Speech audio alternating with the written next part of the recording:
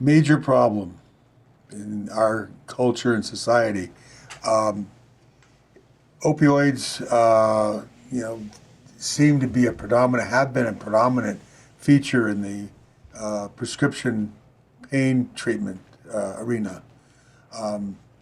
We kind of specialize around here as keeping people off the opioids, trying to keep the drugs to a minimum. Drugs can be important, but they're not the solution to the matter.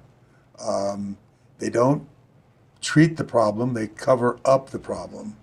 And in the case of opioids, they're very deleterious. They're very addictive, create a lot of problems that they don't need to have happen to them.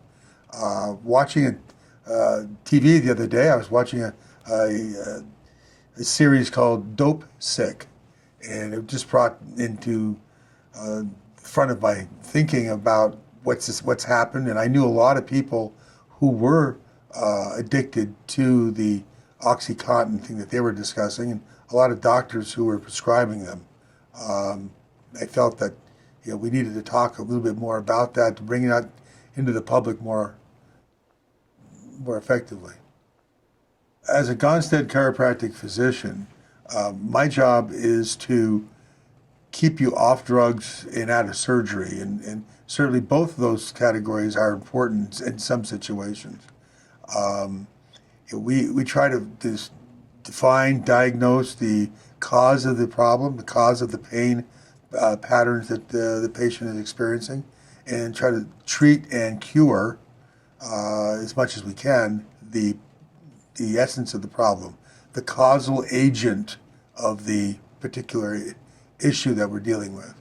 From a Gonstead standpoint, we use a couple of very unique tools. Temperature measurements of the skin on top of the spine helps us to locate and pinpoint more directly the inflammation that's associated with spinal issues, spinal problems, spinal injuries.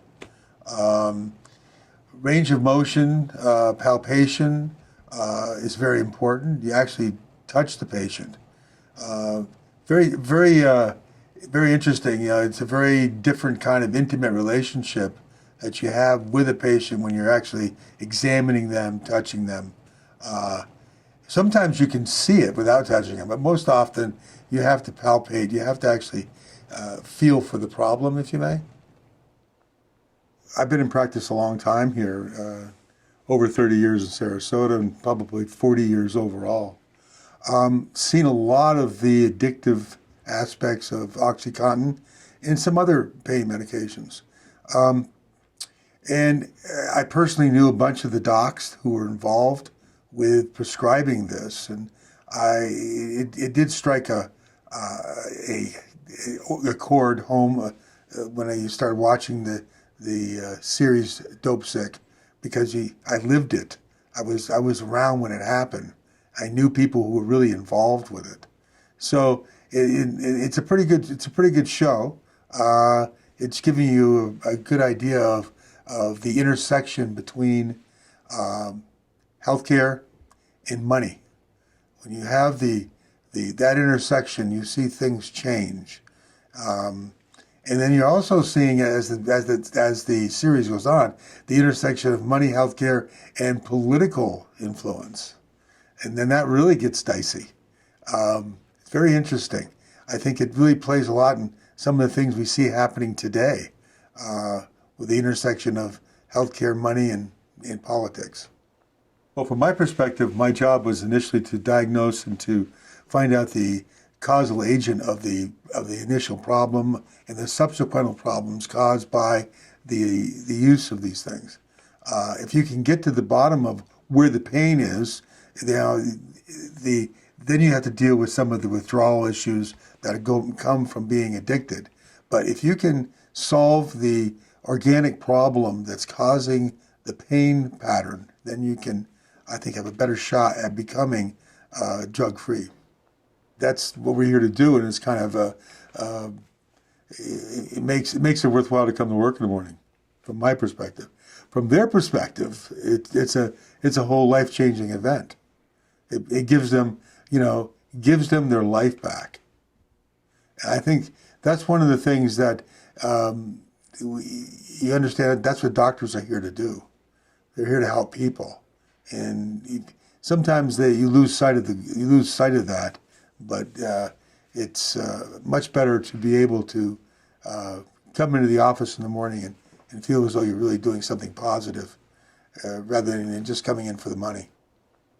I've had a number of patients who come in and they're on heavy-duty doses of a number of medications. OxyContin happens just to be one of them, and they're looking. These folks are looking for help, and we're here to try to find out where their problem is, what their problem is, and how are we going to fix it. And our outcomes are pretty good. We can't help everybody, but we have a pretty good outcome percentage. Well, boy, there's two or three very different groups. The pharmaceutical companies, big pharma. Well, I've been exposed, as most people have, to what they're all about. The insurance industry is typically, I say, they're not your friend. They're there not to pay your bills if they can, and we deal with that every day. We try to keep things going in a positive manner here, and treat the patients, and try to look secondly at the fact that what their insurance is, or that type of thing. Yeah, thinking about the series DopeSick, the fifth vital sign of pain. I thought that was actually quite important. It was on vital signs are very important, and pain is a very important part of the evaluation. So I think that was something that I think was right on in terms of the discussion.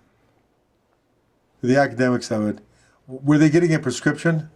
The answer was yes. Okay, who was writing this prescription?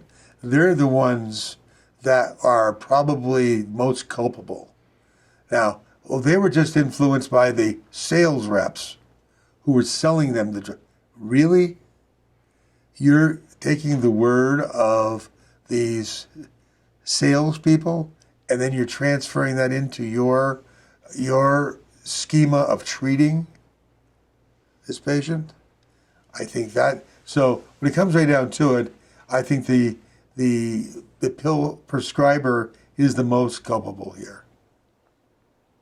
Most certainly, if you have a patient who is injured and continues to push through it, more damage, ligamentous, cartilaginous, bone structure, osseous structures, can all continue to get worse. So an untreated injury will get worse if it's not taken care of. And your opioids, in that case, will cover up a lot of the pain, and not only the addictive aspects of it, but in the physiological, anatomical, and pathological categories. It's a negative influence. From my viewpoint here, observing what's going on with pain medicine and patients of mine, I think there's a lot more controls on it. People seem to be a little more aware of it. The big storm, I think, that's brewing is the illicit drugs. There's a lot of stuff coming across the border today that is infiltrating every segment of our society. And that's something we have to be concerned with. You're not going to change the culture of treatment of patients until you change the direction of education amongst the healthcare providers. And that means everybody. Medical schools focus on pharmacology and surgery. It's what they do. That's what they focus on. You need to have a broader spectrum of working relationships between different specialties and different aspects of healthcare. That's the only way of changing things. Well, I think the lesson that is learned from this is an age-old lesson, I think. But People have to relearn it all the time. You must treat injuries from a cause and effect relationship. You're injured, what's wrong with it? What's causing the problem? Find it, fix it, and leave it alone. Pain medications can be useful, but they're not a solution. Pain medications cover up the problem you have. So if you have an injury and you don't know what's wrong with it, do yourself a favor. Pick a phone up and dial 941-362-2000. We can help you out.